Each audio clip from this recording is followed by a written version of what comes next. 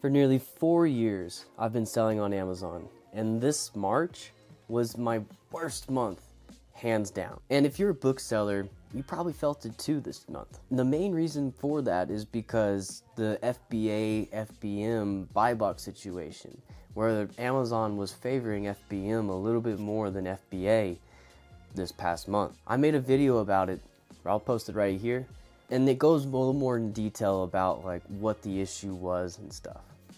In this video, I'm going to kind of explain exactly how I responded to that issue and, you know, what to do and what not to do. So if you want to kind of understand how to react to when Amazon changes things again, you're going to want to watch this video, because it's not a question of if Amazon's going to change something again, it's when. When the month first started, I didn't think anything was different. And all the booksellers know that February and March are notoriously the worst months of the year for us. So whenever it started, I was just like, oh, it's that time of year. It's what we're doing. But that's until I started looking at the Facebook groups. I started seeing everybody posting things about the buy box this, buy box that. And I was like, what's going on? And even, you know, I was just like happily going through the season thinking, well, this is all part of the plan. But it seemed like something was different. And then I started hitting up some other sellers, and that's whenever things started to really become real for me. At first, it didn't faze me. I stayed the course, and I tried my best to just block out the noise. But eventually I was like, all right, I gotta talk to somebody about this. I gotta figure out something. So I reached out to a few sellers that I know. And thank you guys, by the way, for hitting me back. And once I did that, that's whenever I started realizing that I was being affected by this. That's whenever the buy box situation became real for me. And that's whenever, I realized that my sales weren't just bad because of the season. My sales weren't just bad because of my low inventory, which it was a little low at the time. It was bad because the buy box situation was a problem at the time. But I still stayed the course. I still tried to stick it out. Until I broke. I let the noise get to me. I was constantly looking at Facebook groups, and the problem with that was the negativity just kept building and building while I was doing this. And I even tried to post something positive to maybe, stake the case for reading a Keep graph. And I got not a lot, but I got a little bit of hate for that.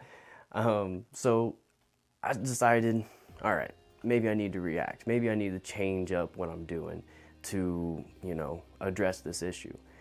And so I did. For, I think a day, maybe 2 days at most, I started sending products not to my prep center, but to me. That way I could try to FBM them instead of FBA. And I even recorded a video about how I was gonna change my whole strategy.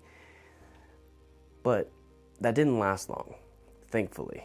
Literally the next day, I started seeing people posting on Facebook that the buy box was back.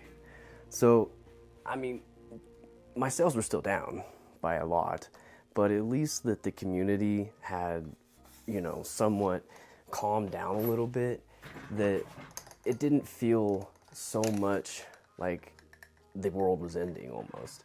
It felt like finally there was a relief. And unfortunately, it took a week out of my videos because I had recorded a whole video about how the buy box situation was changing everything. But luckily, it didn't last very long, and everything went back to normal almost like that. So I got back to sending products into my prep center right away.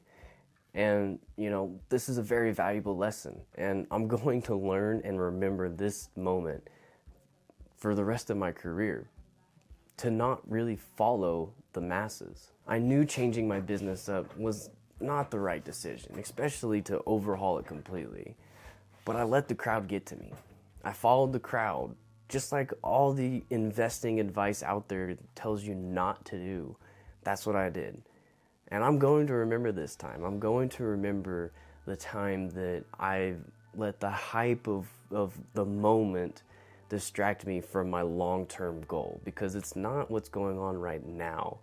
Like, your sales may be down right now, but if you're buying books for a future, like for like if in March or right now April, if you're buying for August, you may not see the return right now. But if you keep building towards the August time, it doesn't matter what's happening right now. It matters what you're preparing for in the future. Despite having such a horrible month, I still made about $4,065 in revenue, of course.